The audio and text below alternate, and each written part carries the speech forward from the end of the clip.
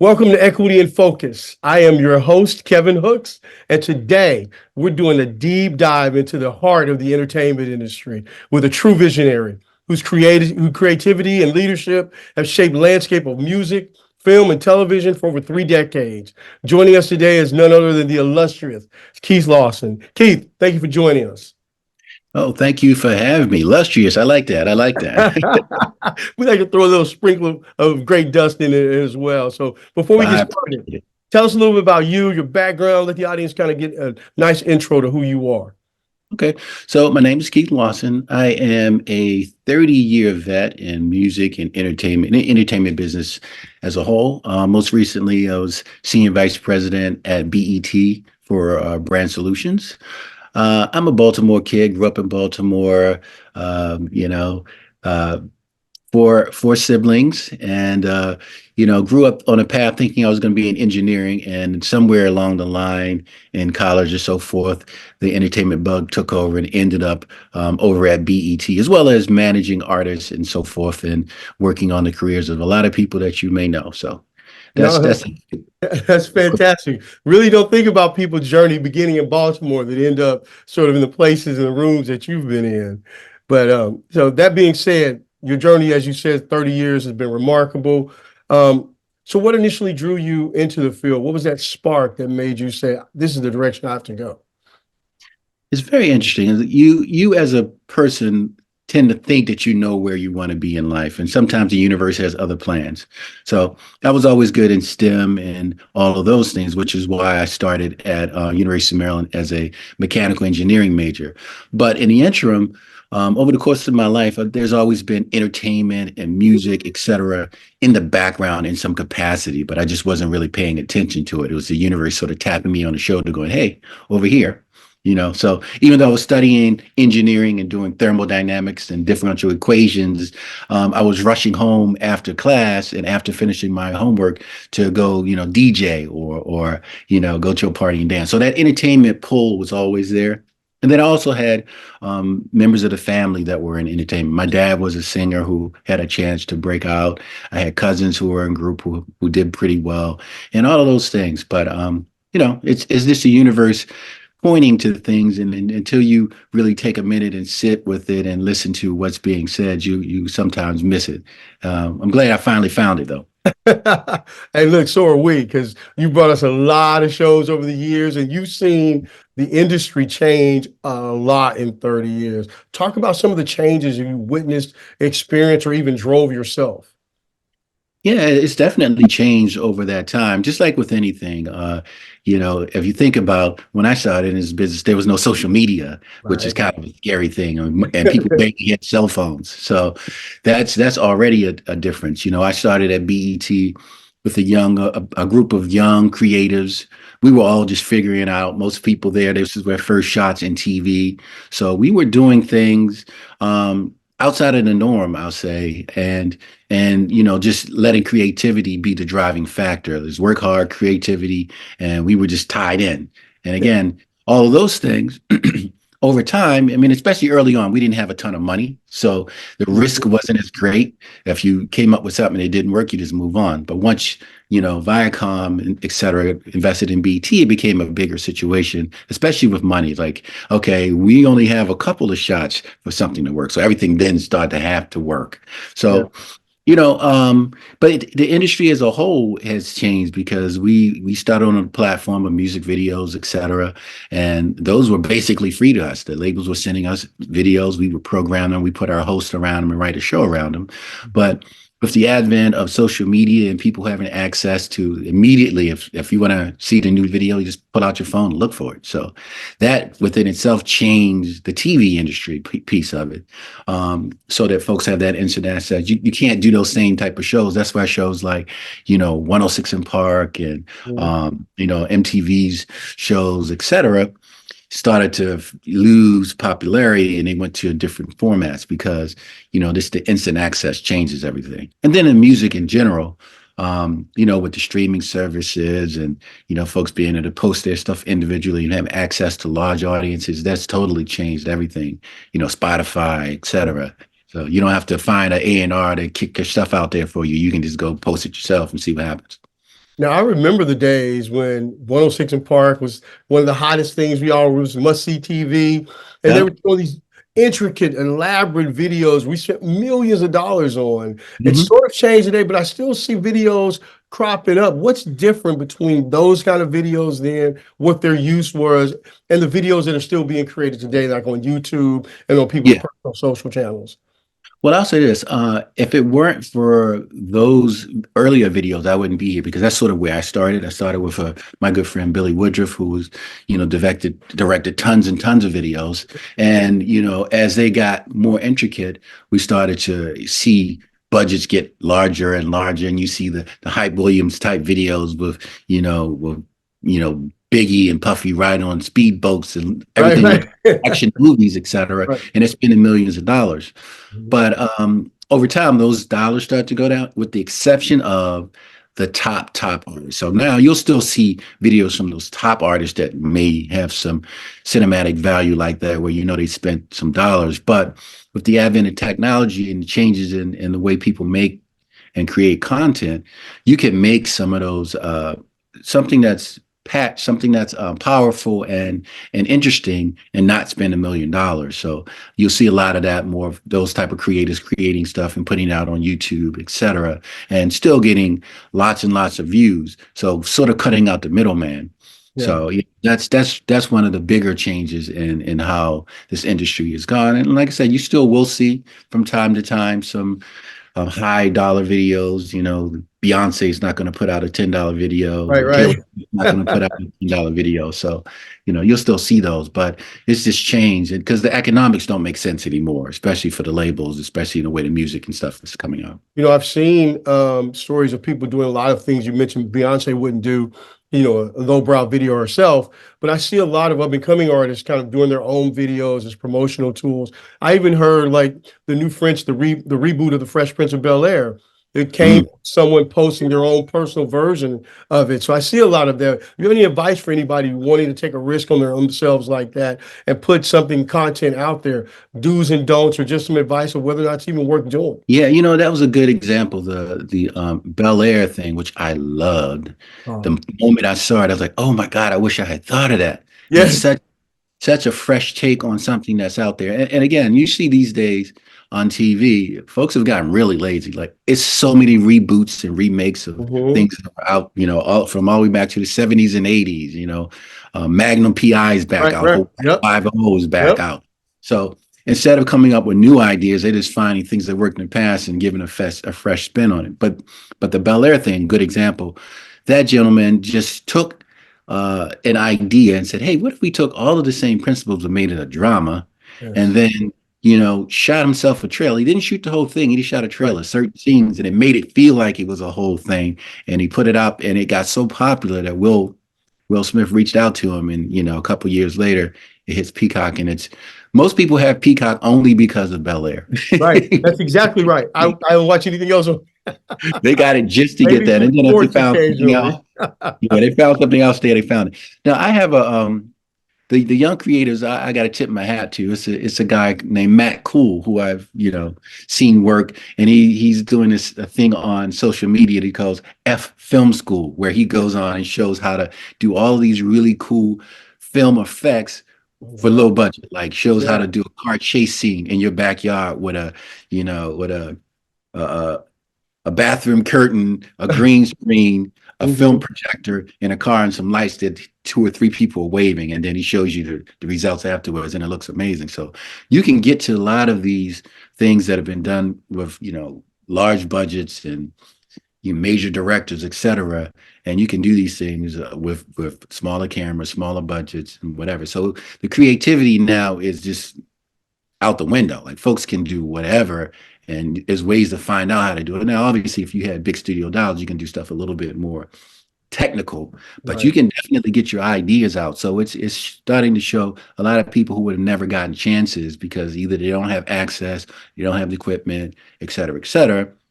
But now with just pure creativity and some some materials that you can find around your house, Mhm. you can make some interesting content and then put it out there, and then folks see where you're going, and down the line, maybe the big studio will step in and say, hey, I like what you did there, I like your vision. What would you do with this amount of money or this type of equipment? So it's exciting to see where it's going.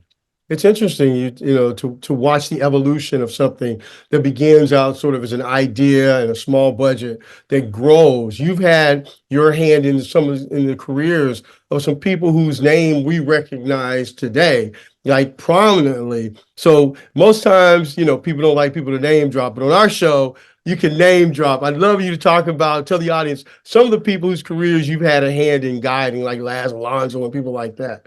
Ah, that's my dude. So I'll tell you, I have a book out. I'm sure you know a book out. It's called The Man Behind the Curtain. It sort of talks about my career over the space of this 30 years. It also is autobiographical because it talks about some things as I'm growing up. But one of the reasons I ended up writing the book is because over the course of my career, I would me talking to someone about an event or some instance or something that happened with someone that I've worked with, and they go, "Oh my God, you know, you should write a book." So over time, I kept saying, "Yeah, yeah, yeah, I will eventually." And at some point, someday has to turn into 2 days. So that ended up me starting the book. But so some names you'll know. So one of the main reasons I wrote the book, Ananda Lewis, who was a host on BET, she was on Teen Summit. She was one of the people that I helped start their career. Like found her on the campus of Howard University doing some things, and worked with her, helped her get her demo together, helped get all the auditions. Managed her for a minute. So she was a person that went from Teen Summit to MTV to King World with our own top talk show. Lance Alonso is a good friend. He started working with me at BET. I was an executive producer. We did a couple shows together. Great guy, always respected the work, and always knew he was going to do. First opportunity, he got something big, and so I was happy to see, where he's gotten to. On the music side, most people know the group All for One because of the big song they had, I Right, Swear, right. which is one Hmm. of the biggest pop songs, ever, platinum, Grammy, etc. I just saw it earlier on a game commercial. But yeah, it's funny. I should so Delius Kennedy, who is the biggest voice in that group, is someone that started with us. We managed my partner Kit Walker, and I managed him, got him started. Um, so who else?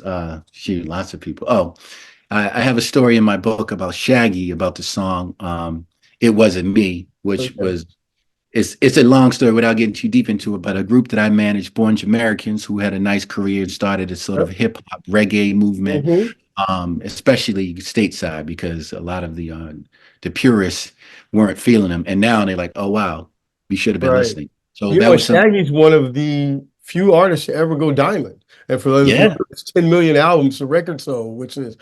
amazing. So you've had your hand in the careers of some people that just shot to the moon. And I appreciate you bringing up your books. That leads us to the next question. Talk about your book and also let people know how they can get a hold to a copy of it.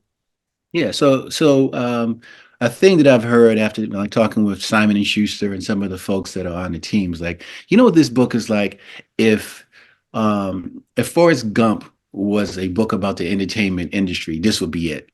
Because it's a lot of stories of things that people know about, but they, if you really look and go back, wait, that's Keith way back there in the background. I didn't even notice he was there. Like, Right. folks didn't know that I worked with TLC early on, me and Billy, and had some interesting stories with them, and a great story about Bruno Mars in there. But the point of it is, it's a really cool journey with me for 30 more. It's actually more than 30 years. It's 30 years in the entertainment industry, but it's actually my whole life because it Right. starts off graphically and tells how the music has been in and out of my life and helped drive this story, and over time, touch the lives of all these different people in various ways that people didn't even know. So it was a pulling back the curtain to say, oh, there you are helping this person, and there you are with working with Shantae Moore. There you are working with you know name a couple of people. So Right. Well, listen, we don't want to give away the book, but can you right. tell one of the stories, a little snippet of a story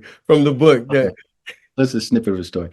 One of the stories that I like, just that's a pretty funny story, is in a chapter. A chapter's called "Creeping with TLC."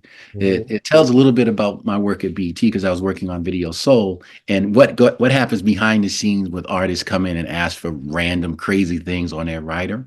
Mm. So it started with me trying to run around the city finding Skittles and pulling out certain colors because the writer said they can only have X amount, no green Skittles or whatever. So my partner, my roommate actually at the time ran around because I was still working on the show when they were coming in. Mhm. And he pulled all of these things out and they got to the green room and they were like, well, who asked for this? They were like, "You spent hours Right. doing it." And then we ended up kidnapping them. Let's call it a Right, kidnapping, right, right. and sneaking off to go see Candyman at the movie theater. Just me, him, and a raggedy Corolla, and TLC. And people could not believe it was them because they're like, "There's no way two Really? random guys in TLC would roll up in here in a raggedy Corolla and sit with no security and watch Right. a movie." So that was a funny story. Then on the way out, somebody said they look just like TLC, and I I winked at them. love And they it. ran and jumped in the car. So that was a fun story that people enjoy in the book. No, I love it. And so I assume we can get the book anywhere books are sold.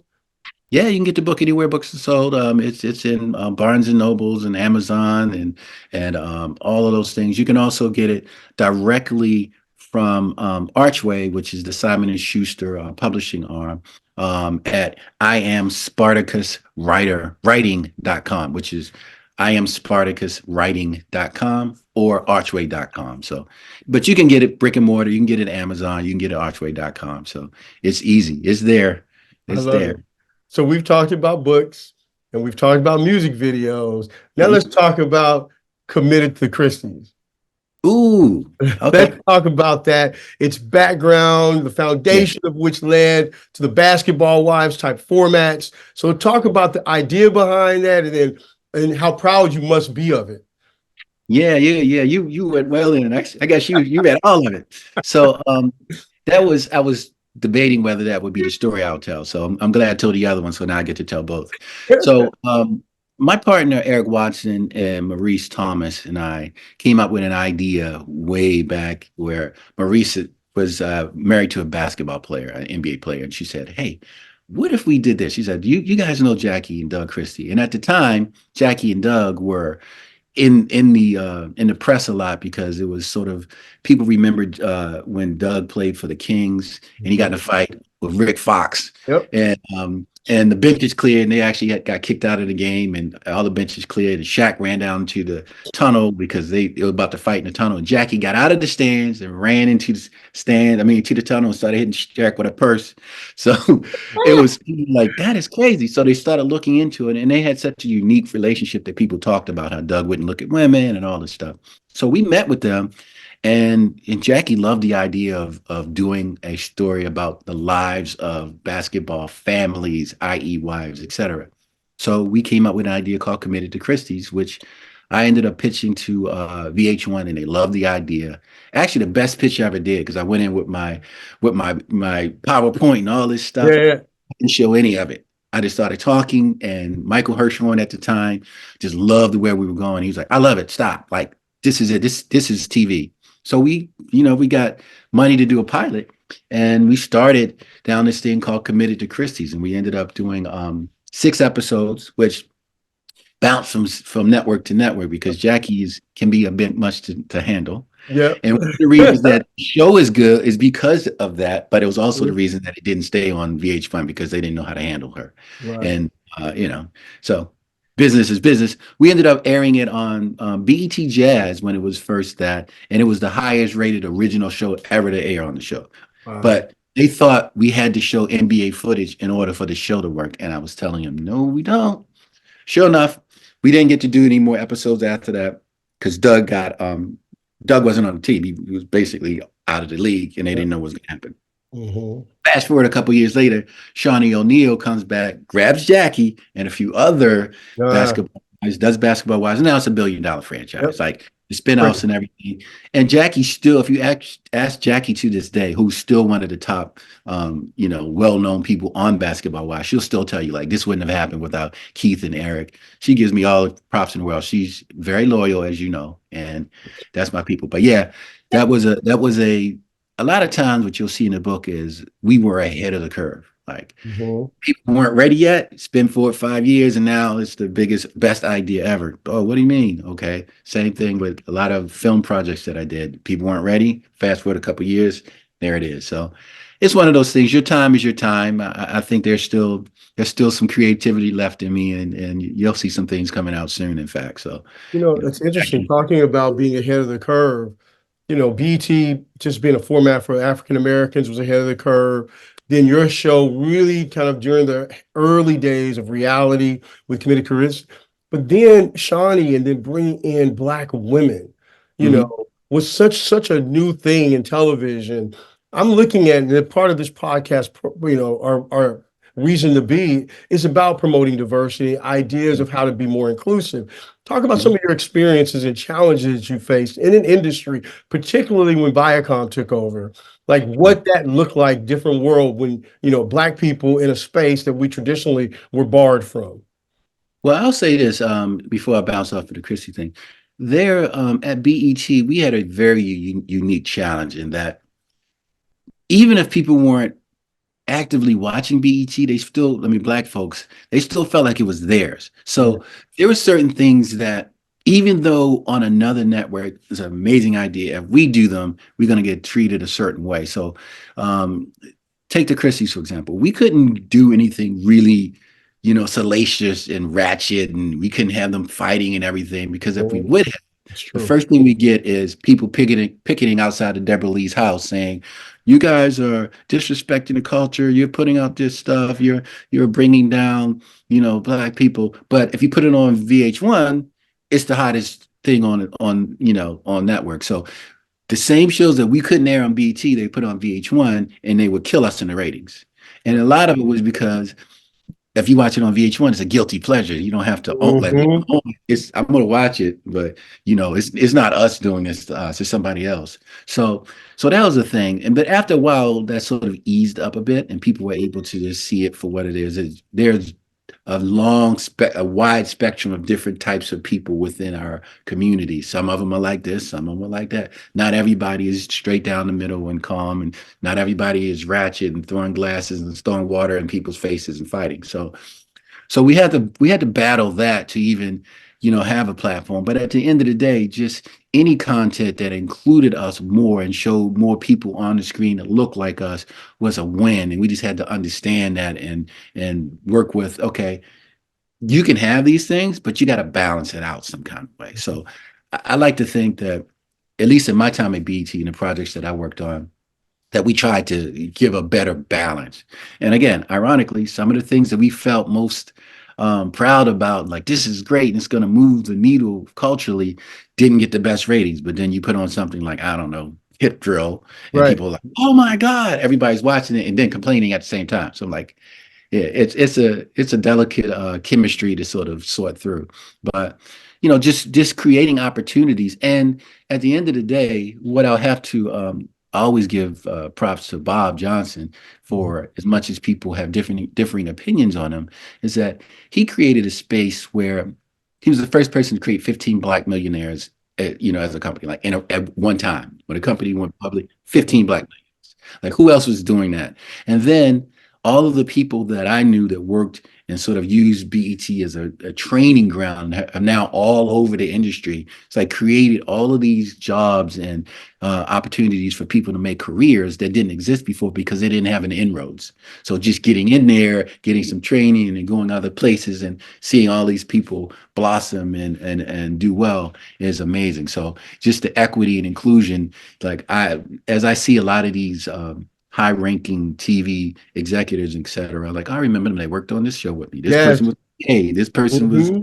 in the mailroom. This person, and now they're directing things. I saw some folks just the other day directing, ER and Grey's Anatomy and movies launching and all of these things, and all of them were people who I remember from BET having no experience in learning and then moving on. So No, I love it. Before we get out of here, tell us, you have any advice for people that aspire to be producers, actors in the music industry, et cetera? Give them a peek behind the curtain and give us maybe a few little notes or nuggets they can take away from this conversation.